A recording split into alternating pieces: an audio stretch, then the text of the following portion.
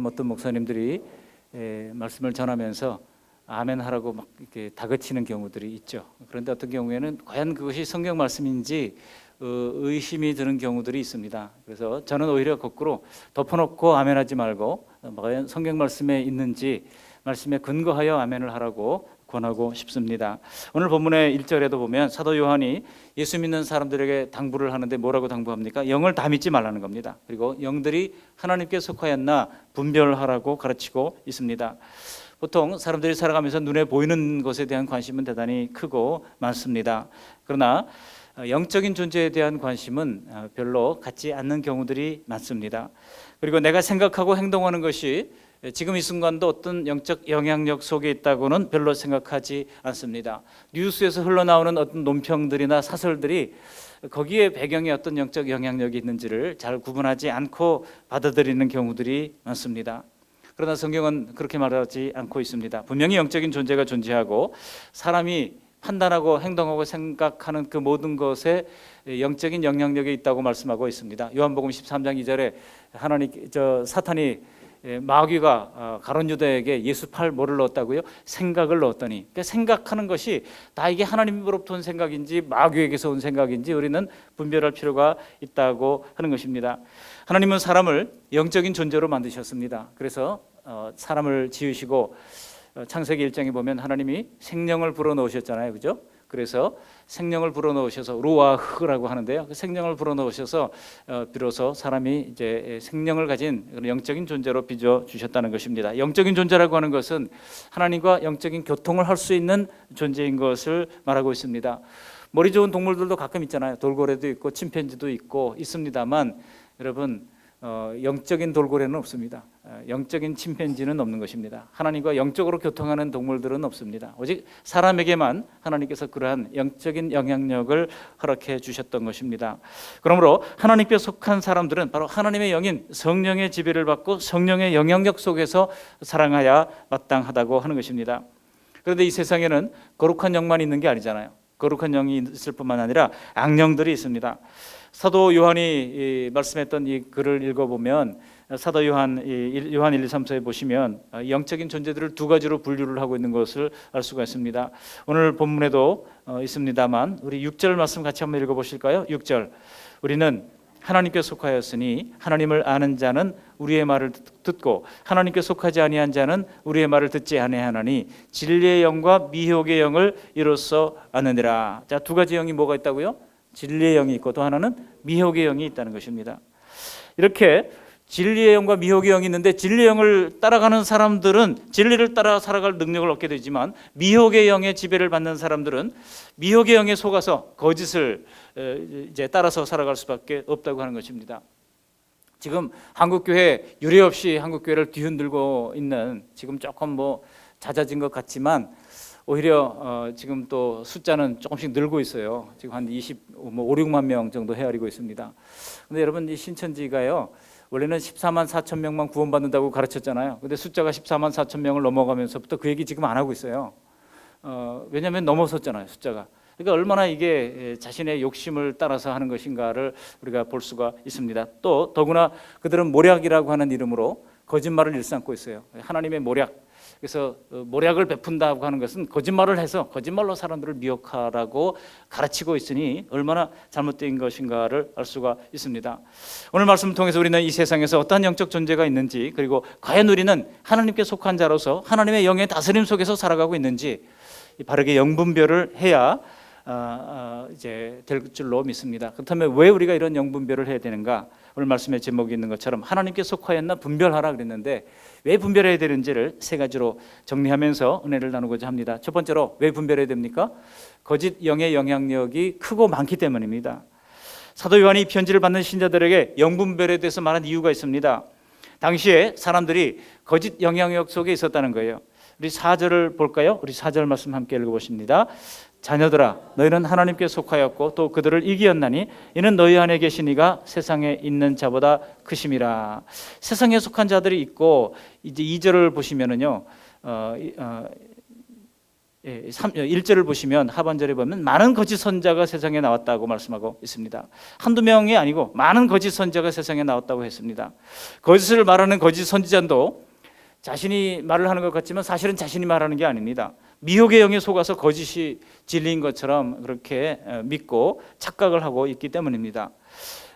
이 요한일서를 기록할 당시에 최대 이단이 있다면 바로 영지주의라고 하는 이단입니다. 신령한 것을 이제 알 수 있는 지식을 가르치는 이단이죠. 그래서 영지주의라고 노스틱이라고 하는 불리는 영지주의가 있었는데 이것은 당시에 이 플라톤의 철학에도 나오는 것처럼 이원론에서 근거한 것입니다. 그러니까 영은 선하고 육은 악하다라고 하는 거예요. 이게 이원론의 기초입니다. 그래서 영은 선하고 육은 악하기 때문에 이 악한 육을 어떻게 다뤄야 할까에 대해서 두 가지 또 흐름이 나오거든요. 악한 육이기 때문에 육을 이제 아주 다스려야 된다고 하는 고행주의가 나옵니다. 그래서 먹지도 말고 결혼도 하지 말고 또 금식하고 육을 괴롭게 해야 된다는 거예요. 그런가 하면 육은 아무것도 아니기 때문에 마음대로 살아도 된다. 쾌락주의가 나왔습니다. 완전히 상극이잖아요. 근데 그 뿌리가 같아요. 육은 다 무익한 것이라고 하는 이런 영지주의. 그러나 여러분, 기독교는 육을 유일하게 긍정하는 종교입니다. 그래서 내 이웃을 뭐처럼 사랑하라고요?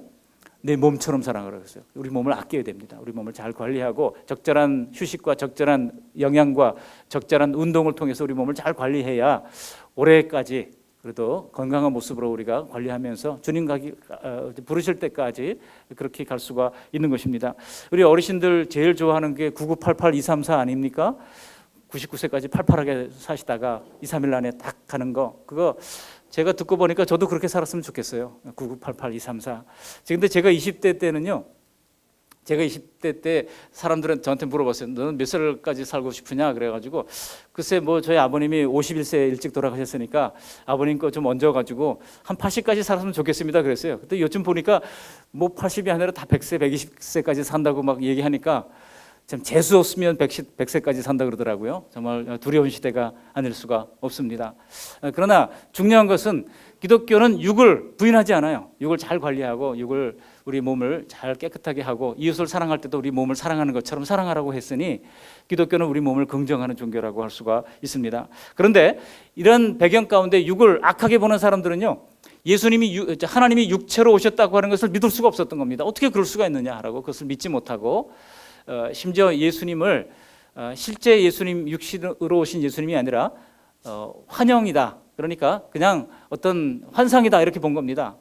예수님은 그냥 3년 동안 환상으로 나타나서 제자들과 함께 있었을 뿐이지 실제로 육신을 가진 몸이 아니었다는 거예요. 왜냐하면 그들이 생각 속에 받아들일 수가 없었거든요. 이원론으로 따지면 어떻게 하나님이 악한 육으로 올 수 있습니까? 그러니까 환상으로 본 겁니다. 그래가지고 신령한 지식을 추구하는 이런 것이 바로 이제 영지주의의 특징인 것이죠. 요한 당시의 거짓된 가르침, 이런 영지주의의 흐름이 얼마나 강력했으면 사도 요한은 요한 1, 2, 3서를 통해서 계속 이런 이단의 세력에 대해서 이제 바르게 가르치려고 하고 있습니다. 예수님이 참된 신인 것은 분명해요. 분명한 참된 신이지만은 참된 인간은 아니다라고 본 겁니다. 그러나 죄 없으신 예수님은, 흠이 없으신 예수님은 우리의 죄를 속죄하기 위해서는 반드시 육신의 몸을 입고 이 땅에 오셔야만 했습니다. 그런데 그 육신으로 오신 것은 환상이라고 부르는 이런 거짓된 이단으로부터 교회를 지켜야 했던 것입니다. 이러한 가르침이 문제가 되는 것은 예수님이 십자가에서 죽으신 것이 가짜라는 거예요. 그러니까 진짜 육신으로 와야 십자가에서 죽은 것이 진짜가 되는 거 아니겠습니까? 근데 환상으로 왔으니 예수님께서 십자가 죽으신 것이 진짜가 되겠습니까? 그러니까 잘못하면 이 사람들의 주장은 결국 우리의 대속의 문제까지도 건드리게 되는 것이고 기독교 교리 전체를 와해시키는 중요한 것이라고 할 수가 있는 것입니다. 그러나 사도 요한은 예수님의 12제자 가운데서도 예수님과 가장 가까운 제자 중에 한 사람이었습니다. 흔히 아직도 많은 적지 않은 목회자들이 베드로를 예수님의 수제자라고 부르는데요. 성경에 어디에서도 베드로가 예수님의 수제자라고 말했던 적이 한 번도 나오지 않습니다. 왜 자꾸 수제자라고 그러느냐? 이건 그냥 캐톨릭의 영향 때문에 그래요. 캐톨릭은 베드로가 예수님의 수제자여야만 하거든요. 그래서 그 수제자의 역할을 이어받는 사람이 교황이라고 믿기 때문에 자꾸 베드로의 수제자 이거를 강조하는 겁니다. 우리는 아는 사람은 그렇게 해서는 안 됩니다. 베드로는 예수님의 가까운 제자 중에 한 사람이다. 이렇게 정리하면 맞습니다. 가까운 제자가 누굽니까? 베드로, 야고보, 요한이에요. 항상 예수님과 함께 있었어요. 겟세마네 동산에서 기도할 때도 베드로, 야고보, 요한을 데리고 가셨고, 또 변화산상에 올라갈 때도 베드로, 야고보, 요한을 데리고 가셨습니다. 그러니까 항상 예수님과 아주 중요한 일이 있을 때마다 같이 데리고 다녔던 인물이 이 세 사람이죠. 근데 특별히 요한은 예수님이 돌아가시면서 어머니 마리아를 누구에게 부탁합니까? 바로 요한에게 부탁하는 거예요. 그래가지고 봐라, 내 어머니다라고 하면서 내 어머니로 알고 모셔라, 이런 얘기죠. 그래서 이제 요한은 에베소에서 그가 나중에 사역을 하다가 나중에 순교를 하는데요. 에베소에는 지금 마리아의 무덤도 있지 않습니까? 터키의 에베소에 가면 이 마리아의 무덤의 유적지를 볼 수가 있습니다. 그렇게 예수님과 가까이 있었고 함께 먹고 함께 만져보고 함께 생활을 했던 이 사도 요한이 볼 때는 예수님이 환상이라고 하는 것을 믿을 수가 있습니까? 없습니까? 이건 완전히 가짜라고 하는 것이 처음부터 드러나는 것이죠. 그래서 엉뚱한 이런 거짓정에 사로잡힌 이런 이단들을 깨뜨리기 위하여 이 요한일서를 기록하게 된 것입니다. 여러분, 성도들의 삶 속에서도 나를 지배하는 영이 무엇인가 제대로 분별하지 않으면 나도 모르게 미혹의 영에 사로잡힐 수가 있습니다. 로마서 5장 12절에 보시면 이러므로 한 사람으로 말미암아 죄가 세상에 들어오고 죄로 말미암아 사망이 왔나니라고 말씀하고 있습니다. 이 땅에 죄를 들어오게 한 사람은 아담입니다. 아담은 미혹의 영을 분별하지 못해서 이 땅에 처음으로 죄를 시작한 사람입니다. 사탄이라고 하는 미혹의 영이 아담과 하와를 주장했고 이것을 잘 분별하지 못해서 결국은 죄를 범하게 되고 말았던 것입니다. 그러나 반대로 후 아담으로 오신 예수님, 그 예수님께서는 미혹의 영을 분별해서 참 생명을 우리에게 가져다 주신 생명의 주가 되신 것입니다. 예수님께서 이 땅에 오셨을 때도 사단이 예수를 시험했잖아요. 그래서 시험에서 광야로 끌고 갔습니다. 그래서 말씀으로 예수님께서는 그 사단의 모든 시험들을 물리치셨던 것을 볼 수가 있습니다. 이것은 예수님께서 성령님과 함께 하셨기 때문에 가능했습니다.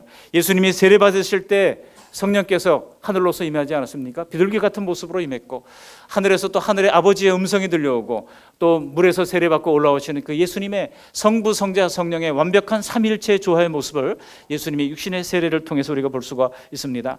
진리신 영인 성령께서 예수님과 함께 하셨기에 예수님은 능히 이 미혹의 영을 분별하고 물리칠 수가 있었던 것입니다. 요한복음 14장 17절에 보시면 예수님은 성령을 진리의 영이라고 불렀습니다. 뭐의 영이라고요? 성령은 진리의 영입니다. 그러므로 성도들이 진리 가운데 살아갈 수 있는 유일한 길도 성령님의 임재하심과 인도하심을 받는 삶을 사는 것입니다. 그러기 위해서는 나를 지금 주장하고 있는 것이 진리의 영인지 아니면 미혹의 영인지를 분별할 수 있어야 합니다. 지금도 1절 하반절에 있는 것처럼 이런 미혹의 영은 많고 큽니다. 얼마나 많고 큰지 몰라요. 우리가 벌써 여기 교회 올라오다 보면은 좌측에 마릴성도 거긴 마릴성도가 아니라 제7안식일 교회가 있잖아요. 그 다음에 또 오다 보니까 어떤 쇼핑센터 앞에서 책자를 펼쳐놓고 뭔가를 하고 있더라고요. 여호와의 증인입니다. 여호와의 증인은 성경을 성경대로 믿지 못하고 그냥 인간적인 생각으로 하나님의 모습을 왜곡시키는 거죠. 하나님이 사랑의 하나님인데 지옥을 만들 리가 없다 이렇게 생각을 하면서 지옥이 없다고 부인합니다. 그리고 열심히 전도하는 사람은 여호와의 증인 사람들 가운데 열심히 전도하는 사람은 왜 하는지 아십니까? 천국은 아무나 가는 게 아니라 14만 4천 명만 간다고 생각을 해요. 그래가지고 나도 그 14만 4천 명에 혹시 들어볼까 해서 전도를 열심히 하는 것이고 그렇지 않은 사람들은 영원히 소멸한다고 봅니다. 왜냐하면 지옥이 그렇게 클 리가 없다고 생각하는 거예요. 그러니까 그 지구상의 역사상 존재했던 그 수많은 사람들이 다 지옥에 갈 리가 없다는 겁니다. 인간적인 생각이죠. 우주를 만드시고 천지를 지으신 하나님의 능력을 축소하는 잘못된 이단 가운데 하나입니다. 이런 이단들이 좀 슬금슬금 커지고 있어요. 우리가 신천지에 신경을 많이 쓰는 사이에 다른 많은 이단들이 지금 나오고 있습니다. 이럴 때 우리는 항상 말씀의 근거에서 분별할 필요가 있습니다. 두 번째로 왜 우리는 영분별을 해야 됩니까? 첫 번째는 뭐예요? 바로 이런 악한 영의 영향력이 크고 많기 때문에 우리는 영분별을 해야 된다. 그럼 두 번째는 뭐냐? 두 번째로는 믿음 안에서 우리가 잘 살기 위해서 우리는 영분별을 해야 합니다. 성도들이 올바른 믿음 안에서 살아가기 위해서 반드시 필요한 것이 이 영적인 분별입니다. 디모데후서 2장 15절에 보면 너는 진리의 말씀을 옳게 분별하며, 그죠? 부끄러울 곳이 있는 일꾼으로 자신을 하나님께 드리기를 힘쓰라라고 말씀하고 있습니다. 그러니까 반드시 진리의 말씀을 분별할 필요가 있다라고 하는 것입니다. 이것이 바로 진리의 말씀인지 이것이 바로 거짓의 말씀인지를 분별할 수 있는 그런 능력은 믿음 생활에서 아주 중요한 부분이라 할 수 있습니다. 왜냐하면 올바로 분별하지 않으면 쉽게 거짓에 속아서 허망한 것을 따라가며 열심을 내다가 멸망길로 갈 것이 뻔하기 때문입니다. 그래서 가정이 파탄나고 또 이제 자녀들과의 관계가 다 깨지고 하는 것을 우리가 수도 없이 보고 있지 않습니까? 사도 바울은 이 영분별을 은사라고 주장한 적이 있습니다. 고린도전서 12장 10절에 보면 어떤 사람에게는 영들 분별함을 주신다고 말씀한 바가 있습니다. 성령의 은사 가운데 영분별의 은사도 있어요. 그렇다면 영분별의 은사를 받지 못한 사람들은 영을 분별하지 못하느냐? 그런 것은 아닙니다. 먼저 우리에게 진리의 영이 있는지를 우리는 하나님의 말씀의 기준을 따라서 분별할 수 있는 것입니다. 말씀의 근거를 통해서 우리는 분별할 수가 있는 것입니다. 그렇기 때문에 성령님의 영향력이 있는 사람들은 하나님의 말씀을 통해서 진리를 또 거짓을 구별할 줄 압니다. 지난해 추적 60분에 방영되었던 거 저는 직접 보지는 못했는데 이제 보니까 그런 얘기를 하시더라고요. 그래서 저도 한번 찾아봤어요. 좀 시간이 없어가지고 다나 보지 못했습니다만 보니까 귀신 쫓는 하나님이라는 제목하에 소위 피복음 교회라고 하는 것이 소개되고 있더라고요. 사이비 이단입니다. 피복음 교회에 소속된 교인들 중에 선택받은 100명의 사람들을 데리고 특별 훈련을 하기 위하여 그들이 자주 가는 기도원에 모였습니다. 그런데 그 훈련을 시키는 사람을 주님이라고 부르게 합니다. 그 사람이 주님 주님 하면서 부르며 따라다니는데 밤새도록 잠도 재우지 않고 그렇게 훈련을 시키는데 귀신 쫓는 주문을 가르쳐주고 귀신 쫓는 동작을 가르쳐주고 하면서 그렇게 축기 사역을 연습시키는 것을 봤습니다. 그런데 교주의 지시에 따라서 이 사람들이 중요한 것은 이혼도 한다는 거예요. 어떤 부부가 왔다가 이 교주가 이야기하는 것에 따라서 이혼을 합니다. 왜 이혼을 해야 되느냐? 하나님의 일을 하기 위해서는 인간의 정을 끊어야 된다. 그러니 당신들 이혼해라. 그래가지고 부부로 왔다가 그 자리에서 이혼을 하는 겁니다. 그리고 기존의 찬송가는 오염되어서 하나님이 받으시지 않는다고 이야기를 해서 기존의 찬송가를 다 이제 오염된 거기 때문에 불러서는 안 된다 그러면서 뭘 부른지 아세요? 아주 아이들이 부르는 동요를 부르는데 퐁당 돌을 던지자 이거를 가사를 개작을 해가지고요 퐁당 말씀 던지자 그렇게 노래를 하면서 그런 퐁당 교회예요. 이렇게 그냥 사람들이 다 그냥 나이가 많은 사람들도 애들처럼 그렇게 어깨 동무를 하고 그 노래를 부르면서 그렇게 밤새도록 주님 하면서 쫓아다니면서 하는 모습을 이혼하라 그러면 이혼하고 말이죠. 여러분 너무나 안타깝지 않습니까? 이단들은 대개 성경 말씀보다는요 교주 자신의 어떤 경험이나 교주 자신이 쓴 글을 이제 성경과 동일한 계시 혹은 성경보다 더 나은 진리의 계시로 말하면서 성경보다 더 위에 두는 경우가 많습니다.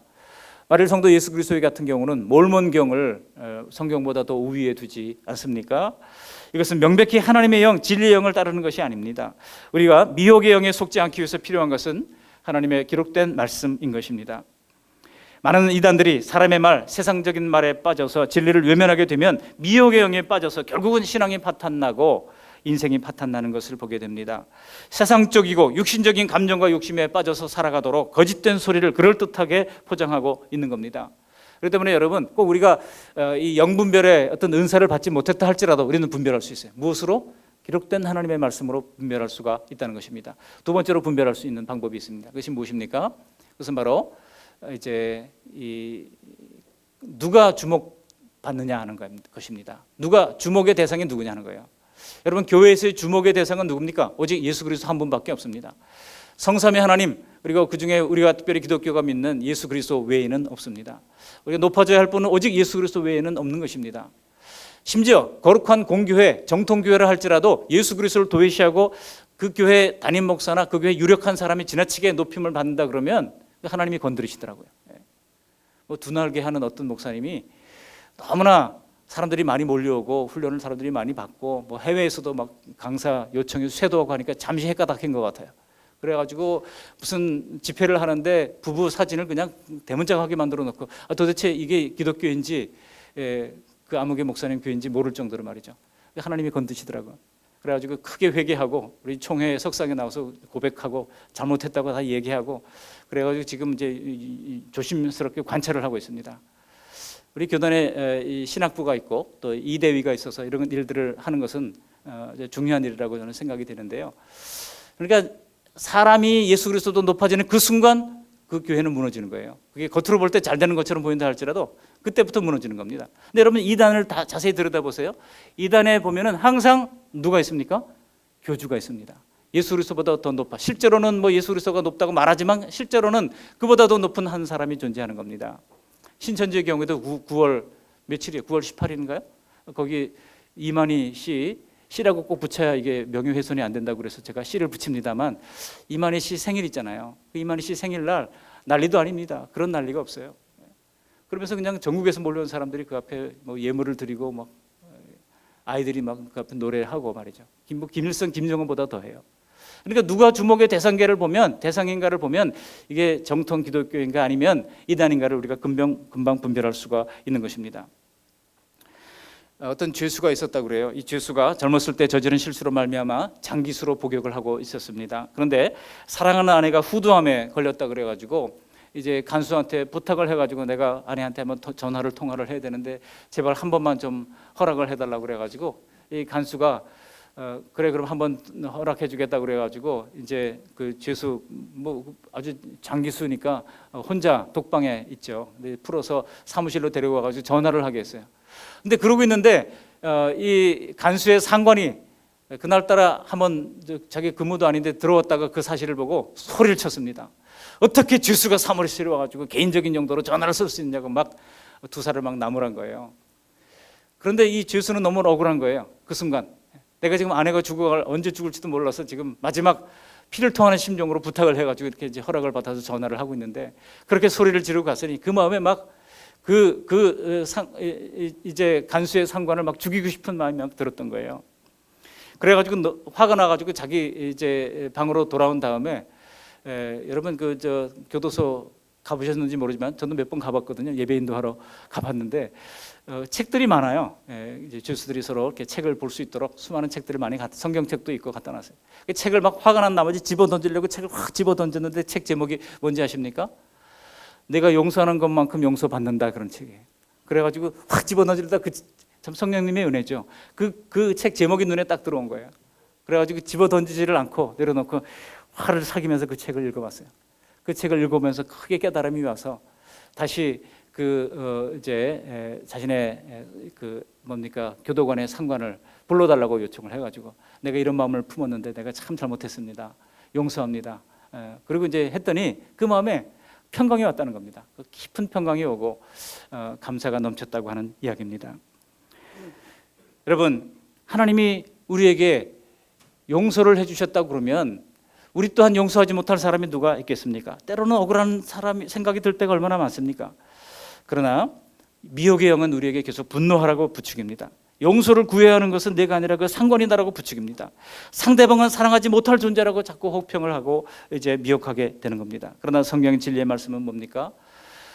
내 이웃을 네 몸처럼 사랑할 뿐만 아니라 심지어 원수까지라도 사랑하라고 가르치고 있는 것입니다. 사람을 용서하고 분노를 오래 품지 말라고도 말씀합니다. 해가 지도록 분을 품지 말라고도 가르칩니다.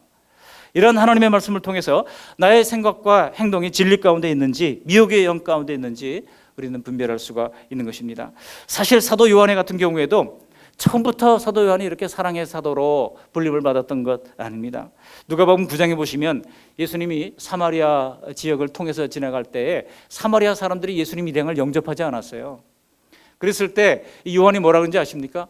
불을 내려서 여기에 내려달라고 그렇게 구하라고 예수님께 이제 요청을 하는 장면이 나옵니다. 그래가지고 여러분 이 요한이 얼마나 성격이 불같은 사람이었는지를 보여줍니다. 그래서 많은 사람들이 요한을 가지고 우레의 아들들, 요한과 야고보죠, 형제입니다. 우레의 아들들이다. 우레가 뭐예요? 천둥 아닙니까? 천둥같이 그냥 그 성격이 괄괄한 그런 사람이었다고 인정을 하고 사람들이 그렇게 생각을 했던 사람이었어요. 그런데 시간이 가면서 예수님을 오래 깊이 만나고 그 속에서 영적인 변화가 일어나니까 나중에는요, 입만 열면 사랑하세요, 일만 열면 사랑하세요 라고 고백하는 그런 사랑의 사도가 되었다는 것입니다. 며칠 전에 어떤 선생님하고 통화를 했어요. 전에 섬기던 교회에서 같이 섬기다가 서울로 이사를 가서 서울에서 어떤 교회에 또 열심히 잘 섬기다가 또 이제 원주로 발령이 나가지고 있는데 또 춘천으로 발령이 났다는 거예요. 다시 이제 춘천으로 입성을 해야 되는데 춘천의 형편이 어떠냐는 거예요. 그 형편이 어떻기는 뭐 우리 교회로 오면 되지, 그런 말을 하고 싶었지만 꼭 참고, 그 얘기는 뭐 제가 어떻게 노골적으로 하겠습니까? 쫙 참고 그냥 얘기를 했어요. 근데 뭐 이런 건 좀 물어보더라고요. 그러면서 원주에서 제일 큰 초등학교에 이제 교장 선생님으로 있었거든요. 근데 이제 춘천으로 이제 오게 된다는 거예요. 그래가지고 이런저런 얘기를 하는 가운데 그 반곡 초등학교, 죄송합니다, 반곡 초등학교, 예, 거기에 그 인사가, 선생님들이고 아이들이고 인사가 사랑합니다 이렇게 가르쳐놨다는 거예요. 그래서 만나기만 하면 사랑합니다, 사랑합니다. 그래서 그 얘기 들어보니까 요한 사도 같구나 그런 생각을 했습니다. 요한 사도는 입만 설면 사랑의 해법인 것을 그는 이미 경험적으로 알았다는 것입니다.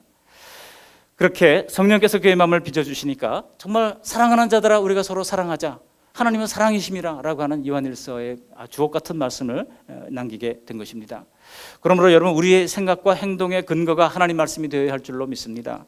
어떠한 상황을 만날 때 세상 사람들이 말하는 것에 근거해서 행동하지 말아야 합니다. 그것이 하나님의 말씀에 근거한 것인지 아니면 나의 감정과 다른 사람의 생각을 따르게 하는 미혹의 영에 근거한 것인지를 우리는 살펴볼 필요가 있습니다.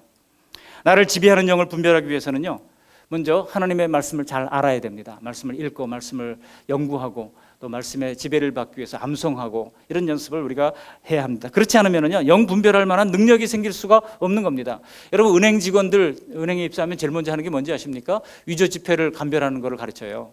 위조 지폐를 감별하기 위해서 제일 먼저 하는 것이 위조 지폐가 어떤가 이거를 가르치는 게 아니에요. 진짜 돈을 가지고 만져보게 하고 또 거기에 뭐 숨은 그림도 찾게 하고 하면서 진짜 지폐의 특징을 다 알아가게 하는 겁니다. 진짜를 알아야 그 다음에 가짜를 분별할 수가 있다는 논리입니다. 그렇기 때문에 여러분, 진짜인 하나님의 말씀을 우리가 많이 알고 암송하고 연구한다면 그럴 때 우리는 비로소 가짜인지 아닌지를 분별할 수 있는 능력이 생기게 되는 것입니다. 마지막으로 우리는 왜 영분별을 해야 될까요? 우리는 하나님의 성령이 거하시는 성전이기 때문입니다. 첫 번째는 뭡니까? 왜 우리가 영분별을 해야 됩니까? 거짓의 영이 크고 많기 때문입니다. 두 번째로 왜 영분별을 해야 됩니까? 올바른 믿음 안에 살게 하기 위해서입니다. 그리고 세 번째로는 마지막으로 우리는 성령의 전이기 때문에 영분별을 해야 합니다. 고린도전서 3장 16절에 너희가 하나님의 성전인 것과 하나님의 성령이 너희 안에 거하시는 것을 알지 못하느냐? 우리가 하나님의 성전이래요. 우리가 예수님을 믿을 때 성령님이 우리 안에 거하고자 하십니다. 우리가 성령 안에 거하게 되면 우리의 삶의 자세가 바뀝니다. 우리의 세상적 욕심을 우리가 이겨나갈 수 있는, 컨트롤할 수 있는, 절제할 수 있는 능력이 생깁니다. 그리고 성령의 지시를 받으면서 살아가게 되는 것입니다. 갈라디아서 5장 24절 26절 보면 그리스도 예수의 사람들은 육체와 함께 그 정욕과 탐심을 십자가에 못 박았느니라. 만일 우리가 성령으로 살면 또한 성령으로 행할지니 헛된 영광을 구하여 서로 노엽게 하지 말지니, 서로 투기하지 말지니라고 말씀하고 있습니다. 미혹의 영에 있는 사람들은 육체와 정욕과 탐심을 위해서 삽니다. 그리고 서로 노엽게 하고 서로 투기하면서 삽니다. 하지만 성령의 영 안에 있으면 삶이 변화됩니다. 어떻게 변화됩니까? 갈라디아서 5장 22절 23절은 우리에게 성령의 9가지 열매를 맺는 것에 대해서 말씀하고 있습니다. 오직 성령의 열매는 뭐예요? 성령의 열매는 처음에 사랑과 희락과 화평과 오래 참음과 자비와 양선과 충성과 온유와 절제니 이러한 것을 금지할 법이 없느니라고 말씀하고 있습니다. 성령은 곧 진리의 영이시기 때문에 성령의 영, 진리의 영이 거시게 되면 세상의 것을 취하는 것을 기뻐하는 것이 아니라 우리가 성령님과 동행하고 싶어지고 성령께서 원하시는 열매를 풍성히 맺어가고 싶어지는 것입니다. 지금 우리가 어떤 삶을 살아가는가를 볼 때 우리는 나는 지금 이 순간 성령이 내 주함 가운데 살고 있는지 그렇지 못한지를 우리가 분별할 수 있다는 얘기입니다. 오늘 본문의 5절에 뭐라고 말씀하고 있습니까? 우리 5절 말씀 같이 한번 읽어보실까요? 오늘 본문 5절입니다. 그들은 세상에 속한 고로 세상에 속한 말을 하며 세상이 그들의 말을 듣느니라. 그들은, 지금 이단의 세력들은 세상에 속한 사람들이기 때문에 세상에 속한 말을 한다고 이야기하고 있고 세상이 그들의 말을 듣는다고 말하고 있습니다. 세상 사람들은 하나님의 영, 진리의 영의 말씀이 아니라 세상에 속한 말을 들을 수밖에 없습니다. 그러나 하나님에 속한 사람은 하나님의 말씀을 듣고 그 말씀대로 아름다운 열매를 맺는 삶을 추구하게 된다는 뜻입니다. 오늘도 우리 마음속에 하나님의 말씀을 들어야지 그 도전을 주시고 자극하는 것은 바로 거룩한 영이 하시는 일입니다. 좀 나한테 손해가 되고 좀 나한테 억울해도 그 말씀대로 살아가야지라고 격려하시고 도전하시는 분이 바로 성령의 영인 것입니다. 따라서 우리는 하나님의 말씀과 우리의 삶의 모습을 보면서 우리가 하나님의 영의 이끌림을 받는지 나와 다른 이들을 우리가 분별할 수 있어야 하는 것입니다. 말씀을 정리합니다. 이 세상에 많은 이제 부분은 하나님이 아니라 세상에 속해 있습니다. 진리의 영보다는 미혹의 영에 의해서 이끌림을 받습니다. 악한 영의 거짓에 의해서 다스림을 받고 있습니다. 앞으로는요, 점점 더 이러한 영적인 혼란이 더해지면 더해지지 더 감해지지는 않을 겁니다. 왜냐하면 마태복음 24장에 보면 말세에 일어날 일들을 얘기하고 있는데 사랑이 식어지고 미혹의 영들은 더 판을 치게 되고요. 우리나라에도 지금 자칭 예수라는 사람이 얼마나 많은지 몰라요. 우리 교회도 책자가 하나 왔는데 김아무개가 자기가 자칭 예수래요. 재림예수래요. 재림예수 김아무개 써 있어요. 그 책이 배달을 됐어요. 제가 깜짝 놀랐어요. 한국 교회 지금 5만 교회 이걸 다 보냈구나 이런 생각이 들었어요. 얼마나 돈이 많이 들었을까? 또 거기에 속아가지고 누군가는 거기에 또 헌금했을 거 아니에요? 그걸 생각해 보니까 참 기가 막힐 노릇입니다. 이런 이들이 얼마나 많은지 모릅니다. 성령의 소욕이 아니라 육신의 어떤 소욕과 영광을 따라 살아가는 것은 이런 악한 영의 세력들이 하는 일입니다. 그들은 끊임없이 속삭일 것입니다. 자꾸 미혹의 영을 우리에게 보내주고 우리가 넘어가기를 기대할 것입니다. 이럴 때 우리는 사도 요한의 권면과 같이 무엇이 하나님께 속한 진리의 영인지를 늘 분별하며 살 수 있기를 바랍니다. 옆 사람이 이렇게 고백하시기 바랍니다. 분별하며 살겠습니다. 분별하며 살겠습니다. 저희 형수님이 그러더라고요. 사기꾼은 도처에 있어요. 속는 게 바보지. 그런 얘기 하더라고요. 사기꾼은 도처에 있다는 거예요. 속는 게 바보지. 참 그 말을 들으면서 성경 말씀은 아니지만 참 옳다 그런 생각을 했어요. 여러분, 사기꾼은 도처에 있습니다. 종교 사기꾼 도처에 있습니다. 우리가 하나님의 말씀을 가지고 속지 않고 건강한 교회로 만들어가는데 크게 쓰임받는 저와 여러분들이 다 되시기를 주님의 이름으로 축원합니다. 아멘. 고맙고 감사하신 하나님, 오늘 귀한 주의 말씀을 들려주신 것을 감사를 드립니다. 오전에 주셨던 말씀처럼 우리도 다니엘처럼 세상에서도 인정받게 하시고 성령으로 살아가게 도와주시며 위기에도 타협하지 않는 삶을 살 수 있도록 은혜를 베풀어 주시며 오늘 말씀처럼 하나님께 속하 있는 분별하게 하시되 거짓의 영향력이 많기에 올바른 믿음 안에 살기 위해서 또 우리는 성령의 전이기에 날마다 하나님의 기록된 말씀으로 분별할 수 있는 은혜를 베풀어 주시옵소서. 예수님의 이름으로 감사하며 기도합니다. 아멘.